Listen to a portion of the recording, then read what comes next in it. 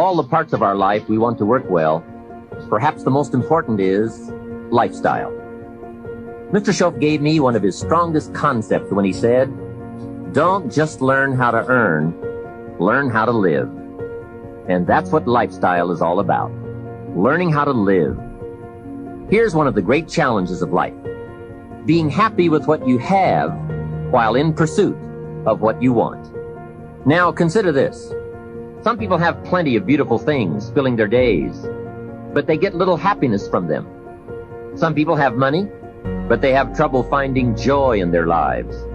Imagine a father wads up a $5 bill and throws it at his son, saying, "Here, if you need the darn stuff that bad, take it." Same money, poor style. And remember, it's not the amount that counts. It's the style that counts. Mr. Schoaf taught me lifestyle in those early days, starting with small amounts. He said, imagine that you're getting your shoes shined, and the shoe shine boy has done a fabulous job. You have one of the world's all-time great shines. So you pay him for the shine.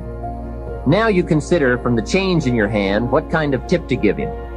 And the question pops into your mind, shall I give him 1 quarter or 2 quarters for my neat shine? Mr. Schoaf said, if 2 amounts for a tip ever come to your mind, always go for the higher amount. He said, become a 2-quarter person. I said, what difference would that make, 1 quarter or 2 quarters? He said, all the difference in the world. If you said, well, I'll just give him 1 quarter, that will affect you for the rest of the day. You will start feeling bad. Sure enough, in the middle of the day, you will look down at your great shoe shine and say, I've got to be cheap. 1 lousy quarter. That will affect you. However, if you go for 2 quarters, Schoaf said you can't believe the feeling you can buy for another quarter. That's lifestyle. Becoming a 2-quarter person and learning to get joy from the greater person you are becoming. A man came up and introduced himself to me after one of my seminars in Detroit, Michigan. And he said, Mr. Rohn, you got to me tonight. I've decided to change my whole life. I said, fantastic.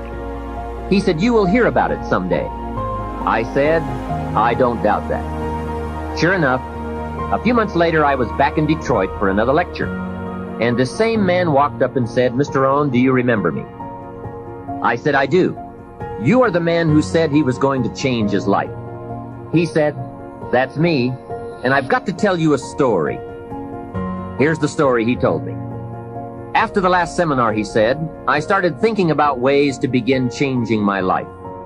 And I decided to start with my family. I have 2 lovely teenage daughters, the best kids anyone could ask for. They never give me any trouble. However, I've always given them a hard time, especially as teenagers.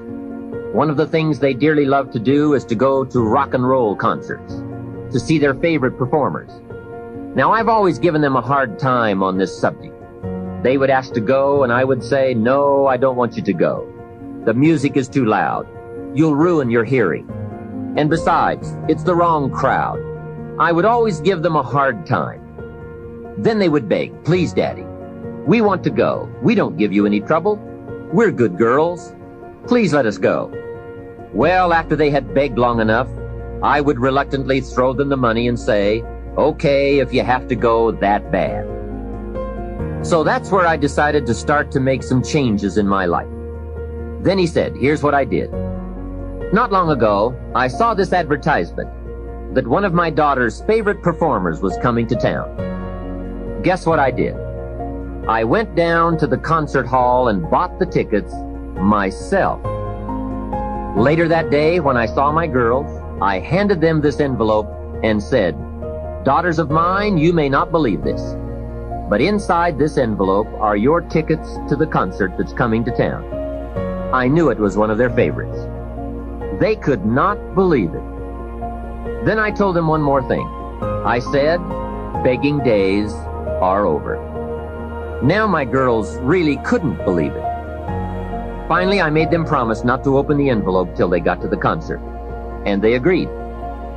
Now comes concert time. When they arrive, they open the envelope and hand the tickets to the usher. He says, "Follow me." And he starts down front. They say, "Wait a minute, something must be wrong." The usher looks at the tickets and says, "Nothing is wrong, follow me." They walk down front, 10th row, center. Now the girls really cannot believe it. He said, "I stayed up a little late that night, and sure enough, around midnight, my daughters came bursting through the front door. One of them lands in my lap, the other one has her arms around my neck, and they both say, 'You have got to be one of the world's all-time great fathers.'" What a neat story. What a great example of how it's possible, with just a change in attitude and a little thought, to live the good life. Same money, different style. Remember, the challenge is to get joy from your life and what you have to share. It's not the amount that counts. It's the uniqueness, the love, and the attitude that counts. Good thing about how I made a career was I was patient. So I would say to anybody still today, if you're going to be good at something, it does take a while. Just enjoy the getting there. You're going to get fed up, you're going to get disheartened, and people are going to tell you you're useless. Had all that. But what I can say, after about 15 or 20 years, I learned how to do something well. And I enjoyed that getting there as much as being there. Yeah, I think it depends what you want in your life. I mean, what I realized very young is that I didn't want to live in fear. All my years in school, I did live in fear that if you got something wrong, they would beat you. I mean, literally. So you were kind of nervous. And I was always scared that I could have a job, which I may not be very good in, and my boss could hate me. And if he hated me, he could fire me. And I thought I couldn't live my life like that. So I kind of prepared myself to be good at something where I wouldn't have to have a boss, and then I would only have myself to answer to, and then I wouldn't live in fear any longer. And there are times in this job where you get nervous or you lose your nerve, but I don't wake up every morning like I did when I was going to school, or wake up on a Monday morning feeling sick because I've got to go to school. So I'm a great believer of, if you're not bright at school, and I wasn't clever at school, you can teach yourself something good, providing you have a good mentor and providing that you're patient.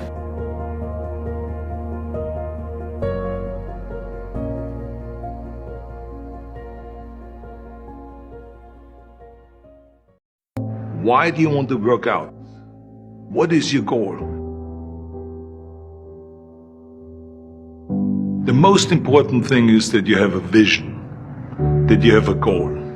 Because without that vision and without that goal, again, you're drifting around and you're never going to end up anywhere. People don't become successful just by accident. You know, I mean, maybe the guy that found gold in California and started the gold rush, but don't count on that. That's a one in a lifetime kind of a situation. So you got to really have a specific goal, and to me, to have that vision that I want to be Mr. Universe, that I want to be the greatest bodybuilder of all time.